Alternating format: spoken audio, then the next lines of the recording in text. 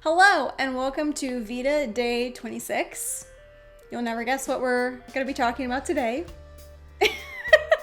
Yes, we are going to be talking about episode 4 of The King Eternal Monarch. I wasn't sure if I was going to recap it, but honestly the episode was so good I have to talk about it. So without further ado, let's get into the recap. So at the beginning of the episode, King Egan has returned to the kingdom of Korea, and just in time because the prime minister decides to show up unannounced to the castle and try to out the fact that the king is missing. She literally shoves the poor old head court lady out of the way to barge into the king's study to prove that he's not there. Thankfully he is, and makes her look pretty dumb. Obviously his court is very happy that he's back, but also super pissed that he just left without telling them where he was going or what he was doing.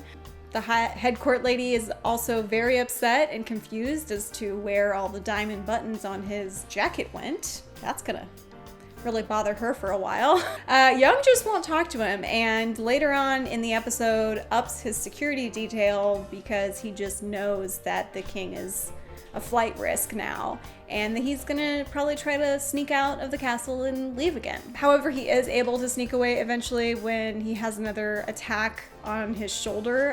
I'm calling them the shoulder sparks, which Young witnesses, but we'll get into that a little later because that happens later on in the episode. We also see the Prime Minister is making some diplomatic moves to keep her spot as Prime Minister, I'm thinking. But overall, she's trying to keep control of the government officials who might be trying to slander her good name. She decides to visit the prince, who is at a coffee shop, for two purposes. One, to confirm her previous suspicions that the king had been missing up until recently, and also to be seen in public with him to, I'm thinking, create some sort of rumor or talk about them being together after a scandal breaks out about another government official from another party being part of a sex scandal. The image of the government official looked like the same guy who had been bad-mouthing her in a previous scene at a college that there was like video footage of. I think it was him, but they just looked like two old Asian men to me, so I could just be a little racist. Soon after King Egan is home, he sadly has to attend a funeral of someone that he knew in the military, and he got to see some friends and whatnot while he was there.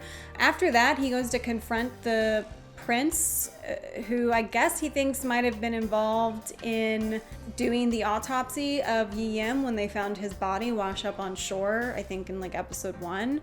The prince practically raised him with the head court lady after his parents passed away, and so he's now feeling like he might be not able to trust him as much as he thought, because I guess he was involved somehow in doing the autopsy report of his uncle. That I'm not really too clear about, but that happened.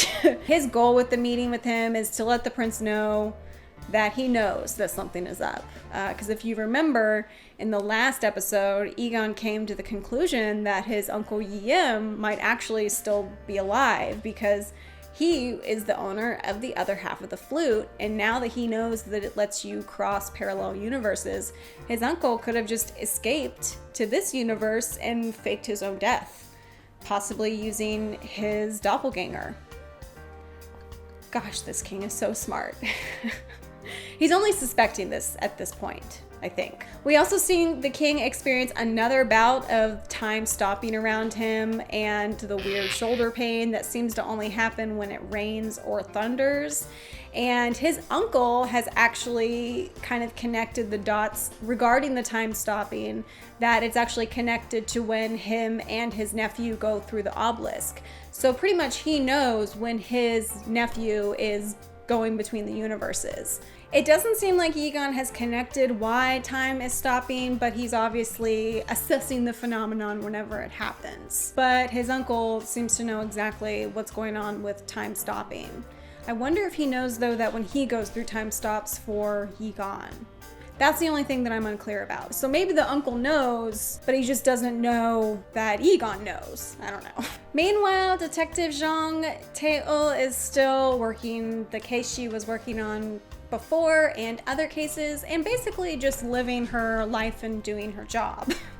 We see her investigating a mugging and participating in a sting operation to catch the mugger or purse thief, but it does seem like she may miss the mysterious man and his horse who appeared and then disappeared. Where he went?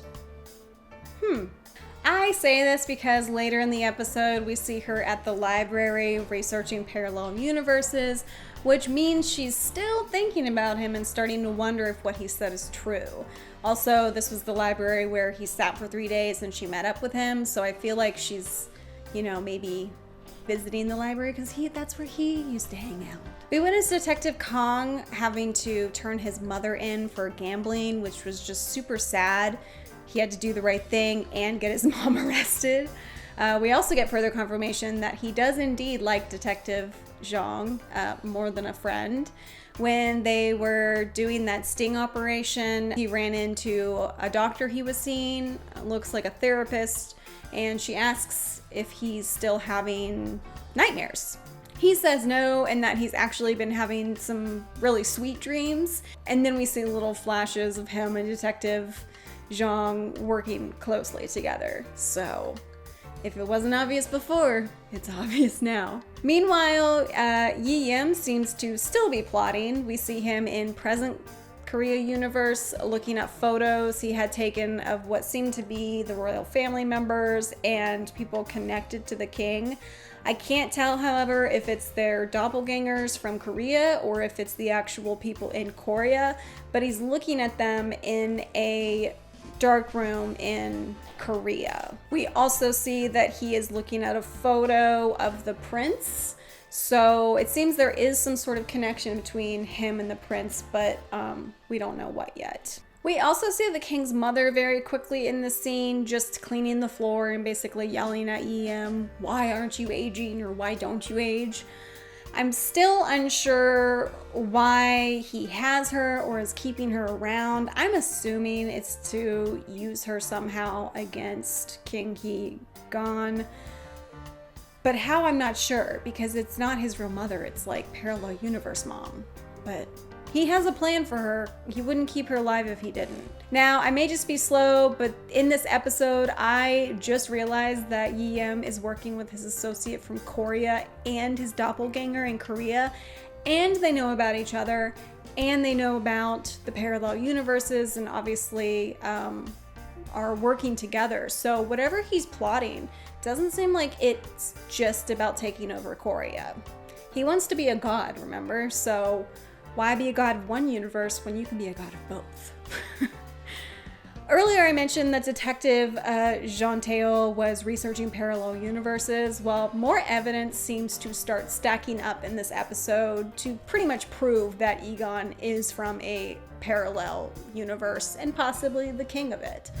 She gets an urgent call from the police officer who had been analyzing the money that she had confiscated from Egan in the second episode, and after going through a bunch of tests and stuff, it's real money. Even though it's not Korean money, all the ink, paper, security stuff that they put in their money to keep it from being counterfeited is all the same. So even though it has Egan's face on it, the money is real. So shook. She's like, what? She decides to see if she can find him after this, and all she can find on CCTV footage is him heading back into the bamboo forest and not coming back out. The real proof, though, is when she suddenly loses her ID while leaving the library, and when she goes to get her new ID issued to her, it ends up being the same day that Egan says the ID he has on it, so November 11th. As she's getting her ID with his exact date and obviously freaking out a little, the king decides to come back to her universe to see her and pay back the money that he had borrowed. So she gets to confront him about the issue, which perfect timing, am I right? Her reaction to him calling her at work right at this moment was absolutely priceless. I'm honestly loving the whole calling hanging up gag that they've got going on.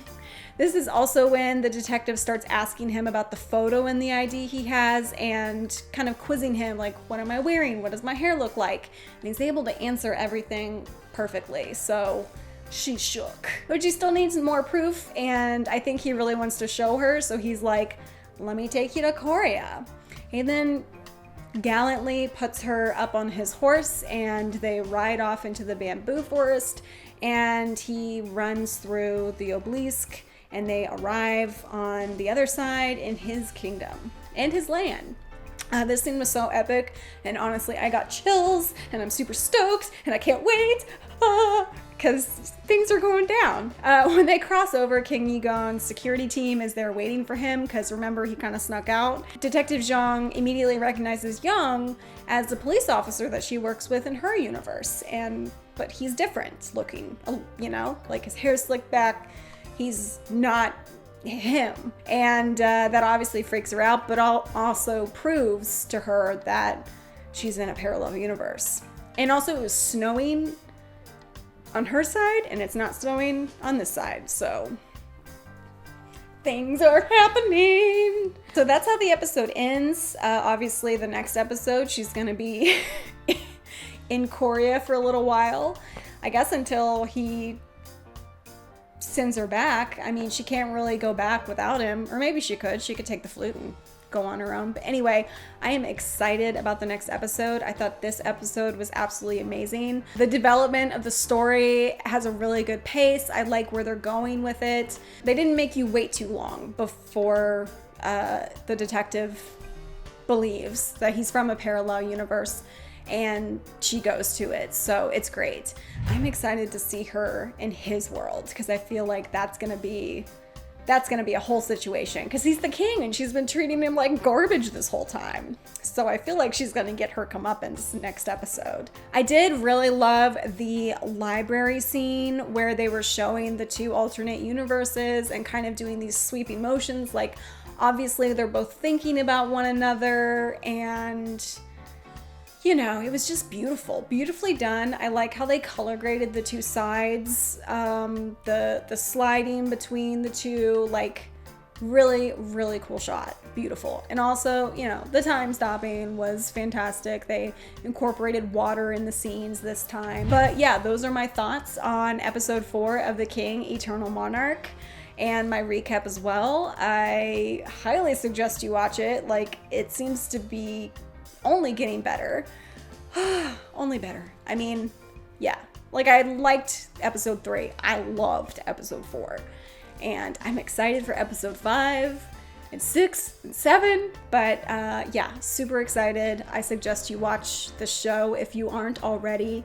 And I'll see you tomorrow. Bye.